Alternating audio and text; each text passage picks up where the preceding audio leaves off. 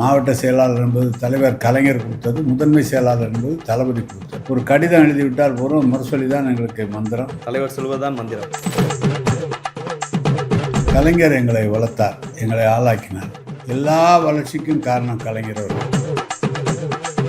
தலைவரை வைத்தால் தான் அடையாளம். தலைவரை தாண்டி ஒரு அடையாளம்லாம் கிடைக்காது. ஒரே நாளில் மாறி எப்படி இந்த கட்சிங்கிறது எப்படி உழைப்பு முக்கியத்துவம் வாய்ந்ததா இருக்கு? எப்படி உழைக்கிறீங்க? இவ்வளவு உழைப்பு எப்படி சார்? 2 கோடி உறுப்பினர் இருக்கிற இடத்துல ஒரே ஒரு முதன்மை செயலாளர் அந்த பொறுப்பு கொடுத்துருக்குறாங்க. பொறுப்புக்கு ஏற்ற பணி செய்யணும்.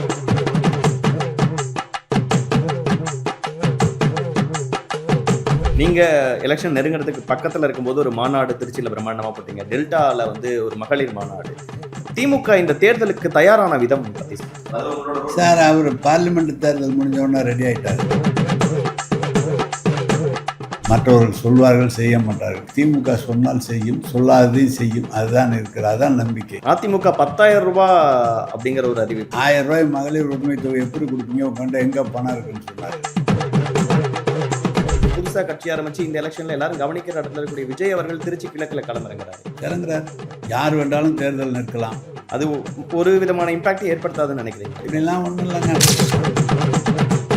கலைஞர் அவர்கள் வீட்டு சிறையில் வைக்கப்பட்டார் அப்படிங்கிற விஷயத்தான் சொல்றாங்க. இப்படி சார் பெத்த அப்பாவெல்லாம் அப்படி செய்ய முடியும்? இப்போ பர்சனலா போறாங்களே, பாயிண்ட் இல்லைன்னு அர்த்தம், வீக் ஆயிட்டாங்கன்னு அர்த்தம்.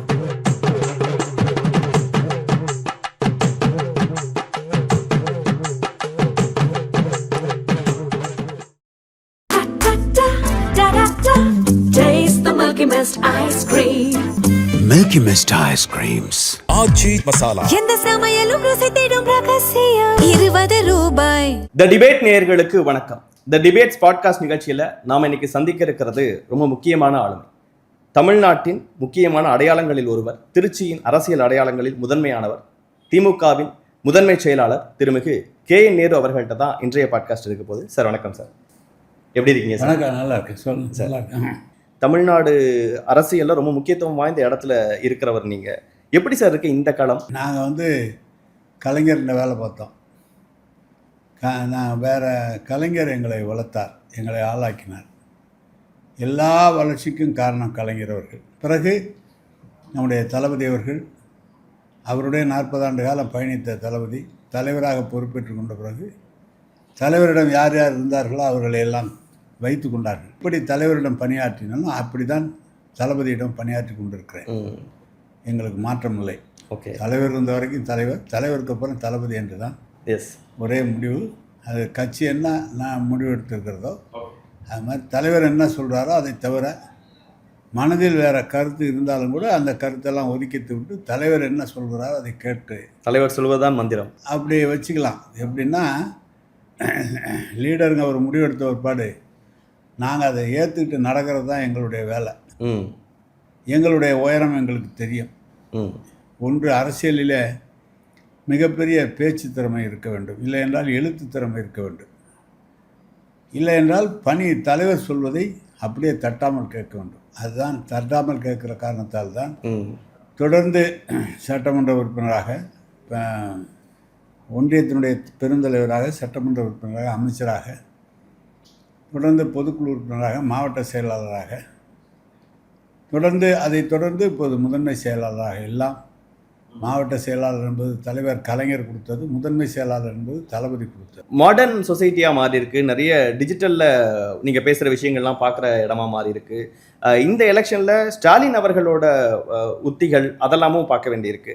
கலைஞர் அவர்களோட களத்தில் இறங்கி பணியாற்றிய அந்த விஷயங்கள் ஓகே. ஸ்டாலின் அவர்களுக்கும் கலைஞர் அவர்களுக்கும் எலெக்ஷன் இந்த மாடர்னிட்டிக்கு ஏற்ற மாதிரி என்ன மாறி இருக்காங்கன்னு நீங்கள் நினைக்கிறீங்க சார்? நான் தலைவர் இப்போ உதாரணத்திற்கு முதலமைச்சர் கழகத் தலைவர் கலைஞர் அவர்கள் ஒரு வாக்காளர் பட்டியல் திருத்த வேண்டும், வாக்காளர் பட்டியலை பார்வையிட வேண்டும், வாக்காளர் பட்டியலை இப்போ கொண்டு போய் மக்களிடம் சேர்க்க வேண்டும் என்று சொன்னால் கடிதம் மூலமாக தெரிவிப்பார். ஒரு கடிதம் எழுதிவிட்டால் போதும், முரசொலி தான் எங்களுக்கு மந்திரம். அதை வைத்துக்கொண்டு மாவட்ட ஆட்சியர் வாக்காளர் பட்டியலை பெற்று ஒன்றிய செயலாளர் மூலமாக, மறுபடியும் பேரூர் கழக செயலாளர், ஒன்றிய செயலாளர் மூலமாக கிளை செயலாளருக்கு போய் அன்றைக்கு மாலைக்குள்ளாக எந்த வாக்கு இருக்கிறது, எந்த வாக்கு இல்லை என்பதை குறித்து அப்படி செயல்படும். இப்போது தளபதி அவர்கள் கிட்டத்தட்ட எப்படின்னா எல்லாமே டிஜிட்டல் மயமாக்கணும். நேராக யார் எந்த ஊரில் எந்த வேலை செய்கிறாங்களோ அது அவருக்கு தெரியுது. ம் எல்லாமே கம்ப்யூட்டரைஸ் பண்ணியிருக்கார். எத்தனை உறுப்பினர் இருக்கிறார்கள், எத்தனை தலைவர்கள் இருக்கிறார்கள், எப்படி செயல்படுகிறார்கள் என்பதை அவரால் இந்த விஞ்ஞானம் இருக்கிற காரணத்தால் நேரடியாக அறிந்து கொள்ள முடியுது. நேரடியாக தொலைபேசியில் தொடர்பு கொண்டு பேசுகிறார். ம் கீழே தொண்டனிலிருந்து மேலே மாவட்ட ஆட்சியர், நம்முடைய மாவட்ட அமைச்சர் முதல் கொண்டு எல்லாத்தையும் நேரடியாக கண்காணிக்கிறார். ம் எடுத்துக்கொண்ட வேலையை தலைவர் சொன்னது மாதிரி அவர் உழைப்பு உழைப்பு உழைப்பு தான். ம் தொடர்ந்து கழகம் அவர் சொல்வார், கலைஞர் மாதிரி என்னால் இங்கே பேசவோ எழுதவோ முடியாது, ஆனால் கலைஞர் எனக்கு கற்றுத்தந்தது உழைக்க கற்றுக்கொண்டால் அந்த உழைப்பு இருக்குது, எனக்கு அரசியல் மட்டும்தான் தெரியும். எப்படி சார் இப்படி உழைக்கிறீங்க? கட்சியின் தலைவர் தொடங்கி நான் 2 நாளாக உங்களை பர்சனலாக வாட்ச் பண்ணுறேன். அவ்வளோ காலையில் 7 மணிலேருந்து நைட்டு 10 மணி வரைக்கும் மக்களோட மக்களாக ஓடுறீங்க. எவ்வளோ புதுசாக வரக்கூடியவங்கெல்லாம் வந்து ஒரு 10 நிமிஷம் 5 நிமிஷம் பேசினா போதும்னு போகும்போது எப்படி இந்த கட்சிங்கிறது எப்படி உழைப்பு முக்கியத்துவம் வாய்ந்ததாக இருக்குது? எப்படி உழைக்கிறீங்க? இவ்வளோ உழைப்பு எப்படி சார்? 2 கோடி உறுப்பினர் இருக்கிற இடத்துல ஒரே ஒரு முதன்மை செயலாளர், அந்த பொறுப்பு கொடுத்துருக்குறாங்க. பொறுப்புக்கு ஏற்ற பணி செய்யணும். தலைவர் என்ன நினைக்கிறாரோ அதை செய்ய வேண்டும். எங்களோடு மாவட்ட செயலாளராக நகர செயலாளர் 20 ஆண்டு 25 ஆண்டு காலம் நகர செயலாளர் இருக்கிறார். எல்லாமே அவர் முதல் கொண்டு கலைஞரால் உருவாக்கப்பட்டவர். எல்லாம் அடிப்படை மூல சூத்திரம் என்பது கலைஞர். அதை இன்றைக்கு தலைவர் அவர்கள் அந்த இதை எடுத்து செயலாற்றுகிறார். இல்லை ஒரு ஒரு ஒரு பொசிஷன் வந்துடும் போது மற்றவங்களை விட்டு நம்ம அந்த வேலையை பார்த்துக்கலாம் அப்படின்னு நினைக்காம அப்படி பார்த்தோம்னா வேற ஆள் வச்சுக்குவாங்க. அதுதான் உங்கள்கிட்ட சொல்கிறேனே, உழைப்பு. ஆமாம், அது இருந்தால்தான் நீடிக்க முடியும், யாராக இருந்தாலும். ஓகே, இந்த எலெக்ஷனில் குறிப்பாக உங்களுடைய ரோல் ரொம்ப முக்கியமானது. கிட்டத்தட்ட ஸ்டாலின் அவர்களுக்கு ஒரு தளபதியாக கூட்டணியை உருவாக்குனதுலேருந்து களத்தில் போய் பண்ணதுலேருந்து பல்வேறு முக்கியமான விஷயங்களை செஞ்சுருக்கீங்க. இந்த எலெக்ஷன் பர்சனலி நீங்கள் எவ்வளோ முக்கியத்துவம் வாய்ந்ததாக பார்க்குறீங்க சார்? தளபதிக்கு நேரம் சரியில்லை, கட்டம் சரியில்லை, தளபதி முதலமைச்சராக வர முடியாதுன்னு சொன்னார் 21. ஆமாம், கலைஞர் 5 வருஷம் முதலமைச்சராக இருந்தார் தளபதி. கழகம் ஒரு முறை ஆட்சிக்கு வந்தால் அடுத்த முறை ஆட்சிக்கு வராது என்று சொல்கிறார். அதை முறியடிக்க வேண்டும். எப்படி தளபதி அவர்கள் முதலமைச்சராக பொறுப்பேற்றார்களோ மீண்டும் கழக ஆட்சியை உருவாக்க வேண்டும் என்று தான் அந்த பணி செய்து கொண்டிருக்கிறார். அதுதான் எங்களுக்கு சொல்லி தந்திருக்கிறார். அதில் தான் இந்த கடுமையான வேலை என்பது. உங்களுக்கு தெரியும், கூட்டணி என்பது தமிழ்நாட்டில் மாறி மாறி வரும் கூட்டணி. ஆனால் கடந்த 7-8 ஆண்டுகளாக ஒரே கூட்டணி, 10 ஆண்டுகளாக 10 தேர்தலுக்கு மேலாக ஒரே கூட்டணியை வைத்து அவர்கள் மனம் நோகாதபடி அவர்களையும் வைத்து அணைத்து இந்த கட்சியை நடத்தி கொண்டு வருகிறார். எல்லாம் நீ உங்களுக்கு என்ன பலம் கம்மியா, எதுக்காக இவ்வளோ கூட்டணி சேர்க்குறீங்க அப்படின்னு 26 கூட்டணிங்கிறதே விமர்சிக்கிறாங்க. ஏன்னா அவனுக்கு ஆள் கிடைக்கல. அவனை தூங்கி ஒன்று பிஜேபி வச்சுக்கிறான், இல்லைன்னா அப்புறம் திருப்பி பிஜேபி வேணாங்கிறாங்க, ஒன்று பாமக வச்சுக்கிறாங்க, அப்புறம் வேணாங்கிறாங்க, அப்புறம் பாமக வச்சுக்கிறாங்க. வேறு யாரும் அவங்களோட சேர தயாராக இல்லை. எனவே அவர்களுக்கு ஆள் கிடைக்கல. எங்களை நம்பி தளபதியிடம் வந்தால் நேர்மை இருக்கும், நாணயம் இருக்கும், அவர் எதையும் விட்டு கொடுக்க மாட்டார் என்ற நோக்கத்தோடு தான் நம்மோட கட்சிகள்லாம் சேர்றாங்க. காங்கிரஸாக இருந்தாலும், விடுதலை சிறுத்தைகளாக இருந்தாலும், கம்யூனிஸ்டாக இருந்தாலும் தளபதியை நம்பியவர்களுக்கு இடம் கொடுத்துருக்கிறார். உதயசூரியனில் கொடுத்துருக்கிறார், மதிமுகவை கொடுத்துருக்கிறார், உதயசூரியனில் கொடுத்துருக்கிறார். இஸ்லாமிய இயக்கங்கள், முதல் கையெழுத்து போடுகிற இஸ்லாமிய இயக்கங்கள் இருக்கிறது. கிட்டத்தட்ட ஒரே நேர்கோட்டில் அனைத்து இஸ்லாமிய இயக்கங்களும் ஒரே நேர்கோட்டில், எல்லாருமே திமுக கூட்டணி. ஆமாம், தளபதியிடம் தான் இருக்கிறார். அதுதான் இருக்கிறதுல பெரிய வெற்றி. நிறைய சிறுபான்மை கிறிஸ்தவ சிறுபான்மை மக்கள் முழுமையாக தளபதியை நம்புகிறார்கள். ஓகே, நான் பேசும்போது ஆரம்பிக்கும் போதே சொன்னேன், திருச்சியின் அடையாளங்களில் முக்கியமானவர். அது அப்படி ஒன்றும் இல்லை சார். நாங்கள் சொல்கிறோம் அடையாளங்கிறதெல்லாம் இல்லை, ஏதோ தொண்டர்கள் சொல்கிறாங்க, இப்படி சொல்கிறாங்க. கலைஞர் சொன்னதையும் தளபதி சொன்னதையும் அதை அடியொற்றி நடந்தால்தான் அடையாளங்கள்லாம். அது இல்லைன்னா யாரும் மதிக்க மாட்டாங்க. உங்களை பற்றி தெரிஞ்சுக்கணும்னு நினைக்கும் போது அவ்வளோ எல்லாரோட பேர் சொல்லி கூப்பிட்ற அளவுக்கு அவர் கனெக்ஷன். 40 வருஷம் ஆச்சு சார்.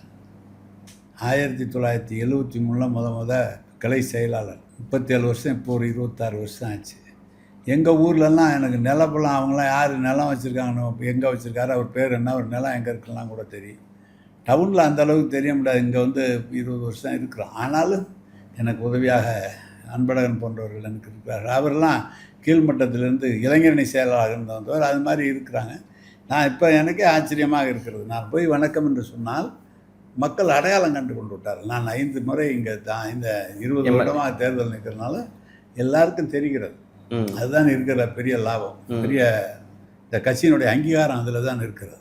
இவ்வளோ வருஷம் பொது வாழ்வில் இருந்து நான் திருச்சிக்கு இவ்வளோ விஷயங்கள் செஞ்சுருக்கேன்னு எனக்கு ரொம்ப மன நிறைவாக இருக்குன்னு நீங்கள் நினைக்கிற விஷயங்கள்லாம் என்ன சார்?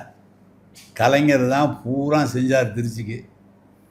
எம்ஜிஆர் செஞ்சது ஒன்று தான், பேப்பர் மில் ஆரம்பித்தார். கலைஞர் தான் sugar factory, cement factory, college, medical college, agriculture college. அந்த கலைஞருடைய காலத்தில் இந்த 17 சட்டமன்ற தொகுதி திருச்சி மாவட்டம், 17 எல்லா இடங்களிலும் அடிப்படை அரசாங்கத்தினுடைய கட்டமைப்பை உருவாக்கியவர் கலைஞர் அவர்கள் தான். இன்றைக்கு தளபதி வந்த பிறகு அதை தாண்டி 27,000 கோடிக்கு இன்றைக்கு செலவு செய்தது அந்த 9 சட்டமன்ற தொகுதிக்கு மட்டும் செய்திருக்கிறார். சரி, அவருக்கு அது எங்களுக்கு வந்து கலைஞர் 96-2001 கலைஞர் முதலமைச்சராக இருந்த காலத்தில் 60 மாதம் முதலமைச்சர் என்றால் 50 முறை திருச்சிக்கு வந்திருக்கிறார். இப்போ தளபதி அவர்கள் இந்த அவர் 40 முறை 50 முறை திருச்சிக்கு வருகிறார். வருகிற போது கழகத் தோழர்களும் மற்ற தோழர்களும் அவரை நேரடியாக சந்திக்கக்கூடிய வாய்ப்பு கிடைக்கிறது, அவருக்கு ஒரு நம்பிக்கை கிடைக்கிறது. அதனால்தான் கழகம் தலைவர்களுடைய வழிகாட்டுதல் தான். எனவே தலைவரை வைத்தால்தான் அடையாளம், தலைவரை தாண்டி ஒரு அடையாளம்லாம் கிடைக்காது, ஒரே நாளில் மாறி போடும். எலெக்ஷன் நெருங்கிறதுக்கு பக்கத்தில் இருக்கும்போது ஒரு மாநாடு திருச்சியில் பிரம்மாண்டமாக போட்டீங்க, டெல்டாவில் வந்து ஒரு மகளிர் மாநாடு. திமுக இந்த தேர்தலுக்கு தயாரான விதம் பற்றி சொல்லுங்கள் சார், அதில் உங்களோட ரோல். சார், அவர் பார்லிமெண்ட் தேர்தல் முடிஞ்சவொன்னே ரெடி ஆகிட்டார், சட்டப்பேரவைக்கு ரெடி ஆகிட்டார். லாங் ப்ராசஸ், தொடர்ந்து உறுப்பினர் சேர்க்க சொன்னார். உறுப்பினர் சேர்த்த பிற்பாடு அந்த உறுப்பினர்கள்லாம் வந்து ஓரணியில் தமிழ்நாடு என்று கொண்டு வந்தார். அதே மாதிரி வெல்லும் பெண்கள் என்று உண்டாக்கினார். வெல்லும் தமிழ் பெண்கள், தமிழ் பெண்கள். அவர் வெல்லும் தமிழ் பெண்கள்னால் நம்முடைய திட்டங்களை கொண்டு சேர்க்க சொன்னார். தொடர்ந்து என்னென்ன திட்டங்கள் செய்திருக்கிறோம் என்பதை தொடர்ந்து மக்களிடம் கொண்டு சேர்த்தார்.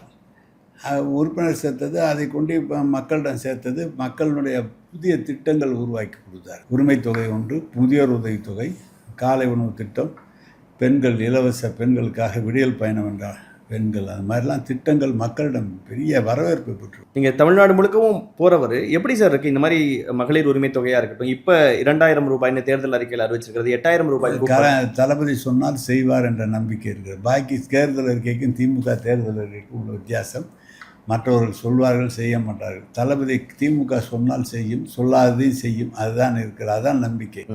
அதிமுக 10,000 ரூபாய் அப்படிங்கிற ஒரு அறிவிப்பு, ஃப்ரிட்ஜு முதல் 1,000 ரூபாய் எப்படி கொடுப்பாருன்னு கேட்டவர். நீங்கள் சும்மா இல்லைங்க, அவர் 1,000 ரூபாய் மகளிர் உரிமை தொகை எப்படி கொடுப்பீங்க, உட்காந்து எங்கே பணம் இருக்குன்னு சொன்னார். 5,000 கொடுத்தோன்னே நான் 10,000 தரேங்கிறார். என்ன திமுக சொல்லுதோ அதை விட கூடுதலாக நான் செய்கிறேன். இன்னொருத்தர் 2,500 ரூபாங்கிறாரு. எதுக்கு? அவரு சொல்கிறாரு, அவர் 2,500. நீங்கள் ஒரு டெல்டா மண்டலத்துக்கான பொறுப்பாளராகவும் இருக்கீங்க, 40 தொகுதிகளுக்கு மேலே நீங்கள் பார்வையாளராக பொறுப்பாளராக இருந்திருக்கீங்க. அந்த இடங்களில் வெற்றி வாய்ப்பு திமுகவுக்கு எப்படி இருக்குன்னு நினைக்கிறீங்க சார்? கடந்த முறை 4 தொகுதியை தவிர பாக்கி எல்லா இடங்களிலும் வெற்றி பெற்றோம். 44ல் 40 தொகுதி வெற்றி பெற்றோம். இப்போது 41 + 5 + 3 48, 6, 49 தொகுதிகள் இருக்குது. அதனால் பெரும்பகுதியான தொகுதிகள், ஏதாவது தொகுதி ஃபெயிலியர் ஆச்சுன்னா நம்ம செஞ்ச தப்பால் போகுமே தவிர மக்கள் சரியாக இருக்கிறார்கள். எனவே தலைவர் அவர்களுக்கு மிகப்பெரிய டெல்டா மாவட்டம் என்பது அவங்களுடைய மாவட்டம், கலைஞர் பிறந்த மாவட்டம், தளபதி வந்துட்டு போகிற மாவட்டம். இன்றைக்கி உதயநிதி அவர்களும் ஃப்ரீக்வெண்ட்டாக திருச்சிக்கு வராங்க, பார்க்குறாங்க, எல்லாத்தோடையும் இருக்கிறாங்க, இளைஞரணி செயலாளர் கூட்டங்கள். எனவே அவருடைய சொந்த மாவட்டம் என்ற நிலை அவர்களுக்கும் இருக்கிறது, மக்களுக்கும் இருக்கிறது. அதுதான் பெரிய லாபம். அவங்களுக்கு பணியாற்றுகிற போது அது பெரிய லாபம். இந்த தடவையும் டெல்டாவில் பெருவெற்றி கிடைக்கும்னு நினைக்கிறீங்க? பெரிய அளவில் கிடைக்கும் சார், ஒன்றும் கம்மியாகாது, பெரிய அளவில் கிடைக்கும், கடந்த ஆண்டு மாதிரியே கிடைக்கும். திருச்சியில் 9 தொகுதிகள், போன தடவை 9மே அடிச்சிங்க, இந்த தடவை எப்படி இருக்கும்? அதை நோக்கி தான் சென்று கொண்டிருக்கிறோம். 9க்கு 9 வெற்றி பெறக்கூடிய அந்த பணியை தான் செய்து கொண்டிருக்கிறோம். தமிழ்நாட்டில் ஒரு பெரிய ஸ்டார் இப்போ புதுசாக கட்சி ஆரம்பித்து இந்த எலெக்ஷனில் எல்லாரும் கவனிக்கிற இடத்துல இருக்கக்கூடிய விஜய் அவர்கள் திருச்சி கிழக்கில் இறங்குறார். யார் வேண்டாலும் தேர்தல் நிற்கலாம், ஜனநாயகத்தில் யார் வேண்டாலும் வரலாம், நிற்கலாம். மக்கள் தானே முடிவு செய்ய வேண்டும். அது ஒரு விதமான இம்பாக்ட் ஏற்படுத்தாதுன்னு நினைக்கிறீங்களா சார்? நீங்கள் உங்களுடைய அரசியல் அனுபவத்திலேருந்து இப்படி ஒரு புதிய சக்தி வரும்போது இப்படிலாம் ஒன்றும் இல்லைங்க. நான் தோக்கடிக்கவே முடியாது. ஜெயலலிதா 1 மணிக்கு கீழப்புள்ளூரில் நேராக தஞ்சாவூர் போகிறது புள்ளம்பாடி வழியாக திருப்பி போச்சு. அது இம்பேக்ட்லாம் எங்களுக்கு கிடையாது.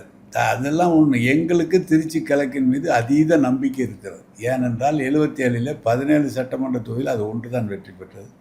எனவே அதில் எனக்கு அதீத நம்பிக்கை இருக்குது. திமுக வெற்றி பெறுங்கிற நம்பிக்கையோடு தான் நாங்கள் பணியாற்றி கொண்டிருக்கோம். களம் இன்னும் திமுக vs அதிமுக தான் இருக்கா சார்? களம் அப்படி தான் இருக்குது. எடப்பாடி பழனிசாமி அவர்கள் நிறைய விமர்சனங்களை முன்வைக்கிறாரு. கலைஞர் அவர்கள் வீட்டு சிறையில் வைக்கப்பட்டார் அப்படிங்கிற விஷயத்தான் சொல்கிறாங்க. கடைசி காலம் வரைக்கும் உடன் இருந்தவர் நீங்கள் ஒரு ஏதாவது சொல்லணும்னு நினைக்கிறீங்கன்னா என்ன சார் சொல்லணும்? சார் அப்படிலாம் இல்லை சார், நல்லா தளபதி நல்லா பார்த்துக்கிட்டாங்க, அதெல்லாம் ஒன்றும் இல்லை. அவர் சும்மா சொல்கிறார்.